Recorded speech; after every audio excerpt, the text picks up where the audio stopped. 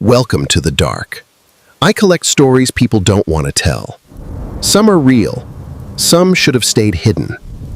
The official geographical record of Raven Hill describes a solid landmass. Every survey and topographical map shows a single surface road cutting across the peak, with no recorded tunnels or underground bypasses. Local law enforcement and commercial drivers tell a different story. They report a persistent anomaly that manifests only during the most severe weather events, when visibility is at its lowest. During heavy rainfall, a two-lane concrete structure appears where the road should be. It features weathered walls and rows of old yellow fluorescent lights, looking as though it has been part of the mountain for decades. The existence of this structure contradicts every geological survey of the area. It is a physical impossibility that selectively breaches reality only when the mountain is obscured by a storm. In 1978, delivery driver Thomas Mercer was caught in a violent storm on Raven Hill.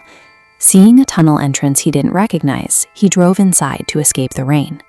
Mercer drove for 15 minutes, but the exit never appeared. As his fuel gauge dropped, his radio began broadcasting a soft, calm voice that repeatedly told him to please remain in your lane. He eventually passed a line of abandoned commercial trucks parked in the center of the tunnel, their doors left wide open. Muddy footprints led toward emergency exits that led nowhere. Mercer finally emerged from the tunnel hours later. When he arrived at his delivery warehouse, he found the building abandoned and overgrown. A calendar inside the office read April 17, 1998. Investigators used fingerprints to confirm his identity as the Thomas Mercer who vanished in 1978. Despite the 20-year gap, his body showed no signs of aging. The structure acts as a temporal conduit. It moves travelers through decades of time while they believe they are simply driving a few miles through a storm. Frequent travelers established survival protocols. The most critical rule is to never stop your vehicle, regardless of what you see.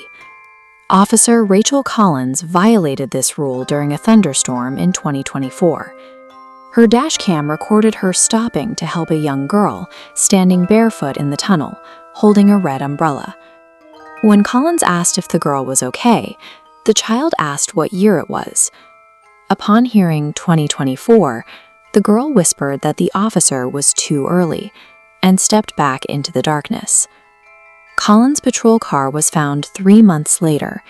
The exterior was covered in decades of heavy rust, yet the fuel tank remained completely full, mirroring the biological preservation seen in the Mercer case. Interacting with these projections triggers a localized temporal acceleration. The victim is violently separated from their original timeline, leaving behind only the physical wreckage of their arrival. Geologists have continuously tried to locate the tunnel entrance during clear weather. Every excavation has failed, hitting nothing but solid, unbroken rock at the reported coordinates. This animated cross-section shows the mountain during a severe storm. Meteorological satellites captured a massive cavity appearing within the rock for 47 seconds. Zooming in, the data plots hundreds of distinct objects clustered at the opening, representing vehicles from multiple eras, all waiting to enter. High-resolution imagery of these vehicles shows the occupants standing outside their cars. They are all staring directly up at the satellite, as if aware they are being monitored across time. A final piece of evidence comes from a truck driver's recovered phone.